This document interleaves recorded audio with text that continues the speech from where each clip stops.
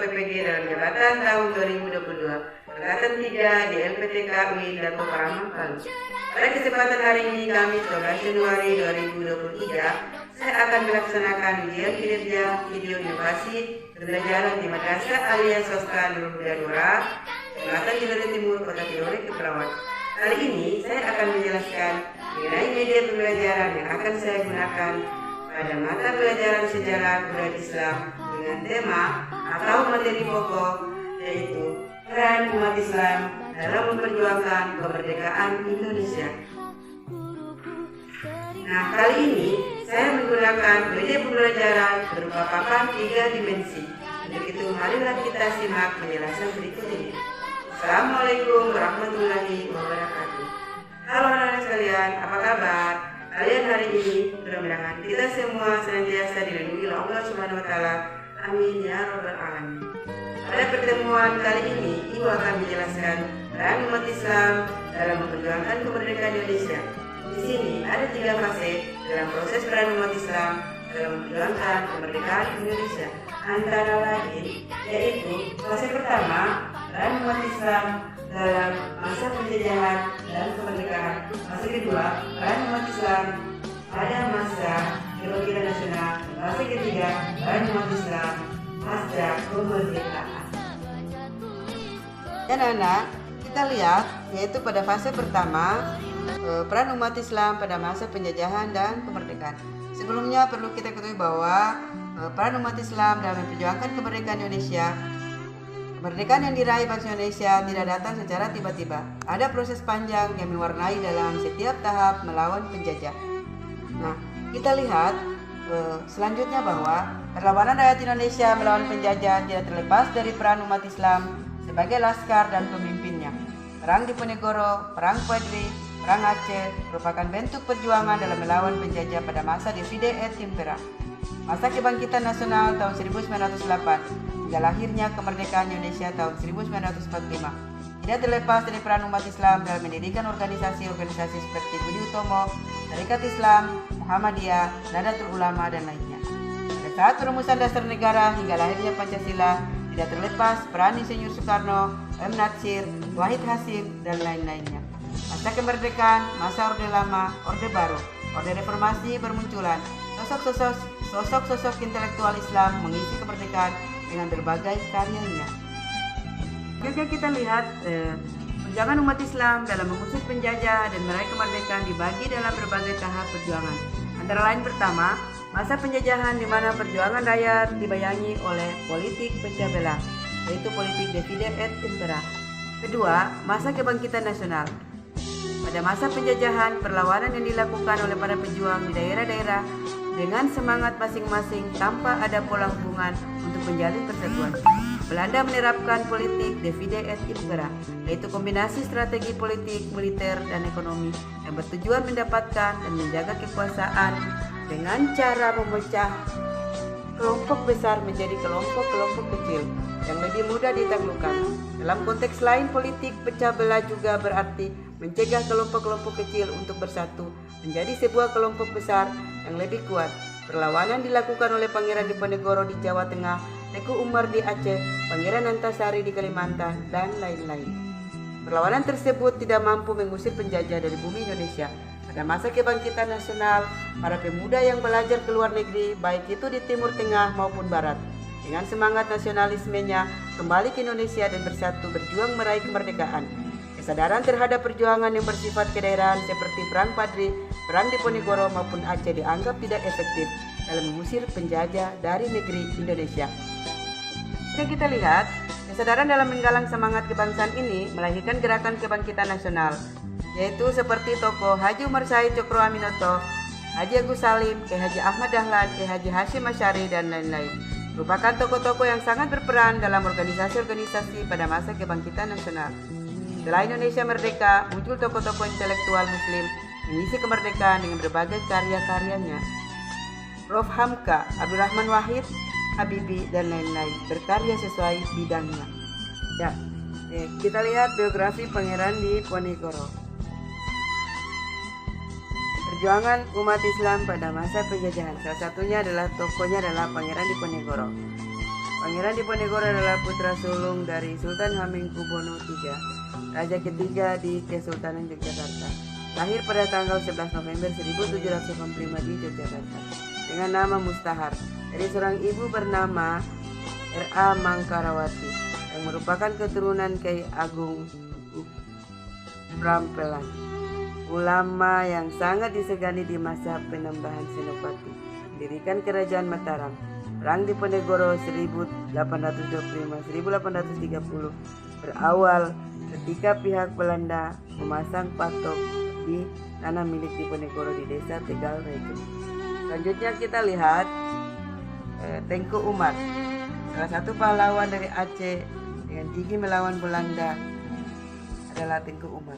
Umar yang dilahirkan di Maulabo, Aceh Barat pada tahun 1854 adalah anak seorang ulu balang bernama Tengku Ahmad Mahmud.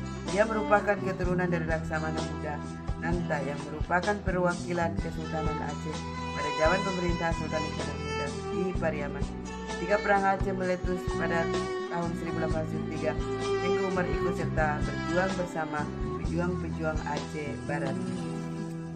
Kita lihat kesadaran dalam menggalang semangat kebangsaan ini melahirkan Gerakan Kebangkitan Nasional. Haji Umar Said Cokroaminoto, Haji Agus Salim, Haji Ahmad Dahlan, Haji Hasyim Asy'ari dan lain-lain merupakan tokoh-tokoh yang sangat berperan dalam organisasi-organisasi pada masa kebangkitan nasional. Setelah Indonesia merdeka, muncul tokoh-tokoh intelektual Muslim mengisi kemerdekaan dengan berbagai karyanya. Prof. Hamka, Abdurrahman Wahid, Habibie dan lain-lain berkarya sesuai bidangnya. Selanjutnya kita lihat materi pada fase kedua, yaitu perjuangan umat Islam pada masa kebangkitan nasional. Salah satu tokohnya adalah Haji Umar Said Cokroaminoto.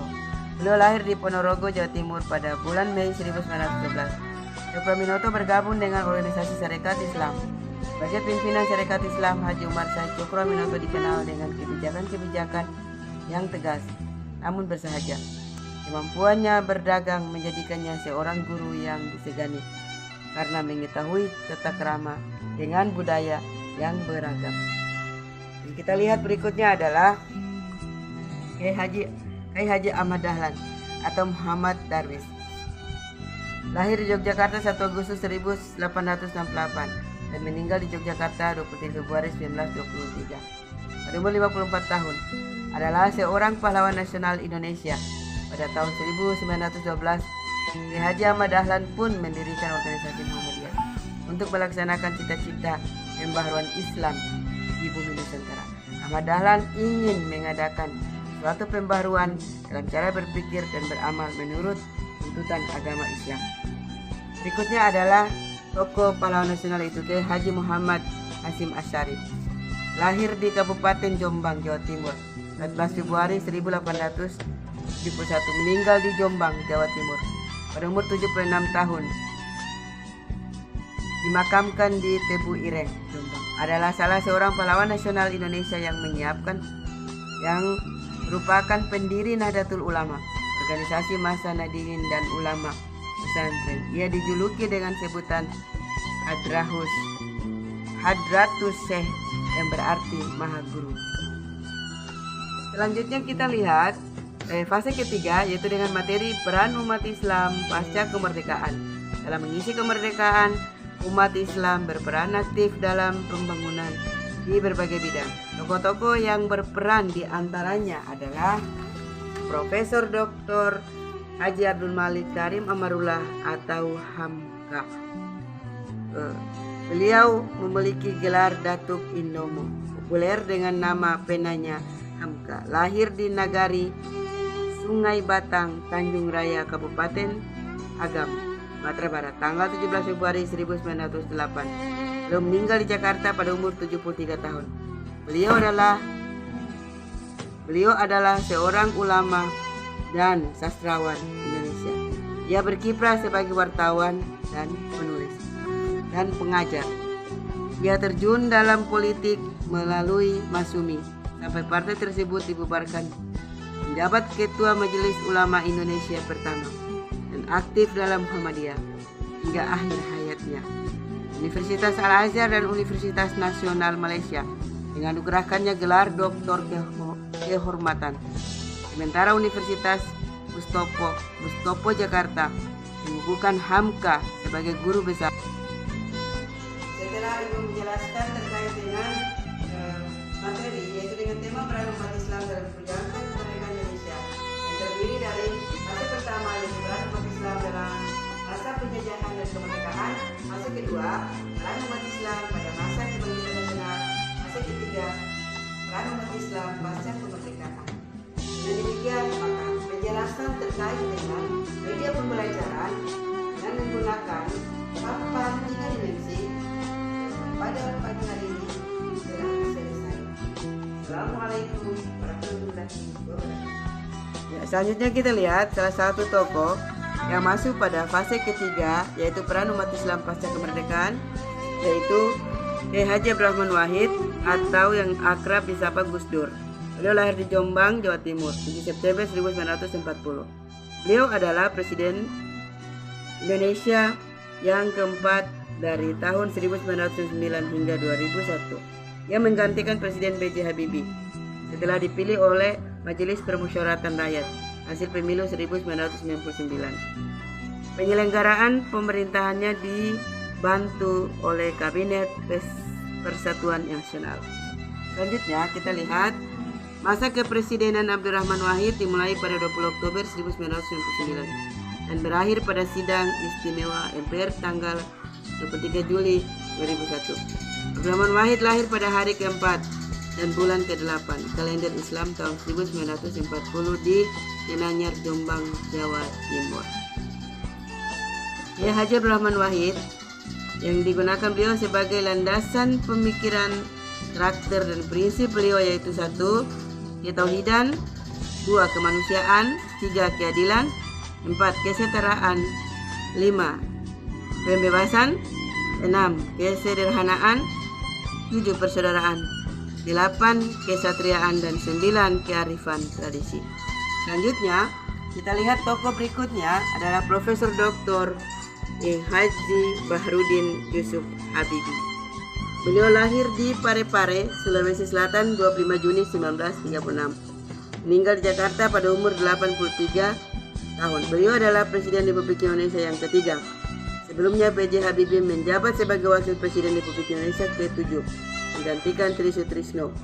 B.J. Habibie menggantikan Soeharto yang mengundurkan diri dari jabatan Presiden pada tanggal 21 Mei 1998. B.J. Habibie kemudian digantikan oleh Abdurrahman Wahid. Gus Dur yang terpilih sebagai presiden pada 20 Oktober 1999 oleh MPR hasil pemilu 1999 dengan menjabat selama 2 bulan dan 7 hari sebagai wakil presiden dan juga selama 1 tahun dan 5 bulan sebagai presiden RI. Habibie merupakan wakil presiden dan juga presiden Indonesia dengan masa jabatan terpendek.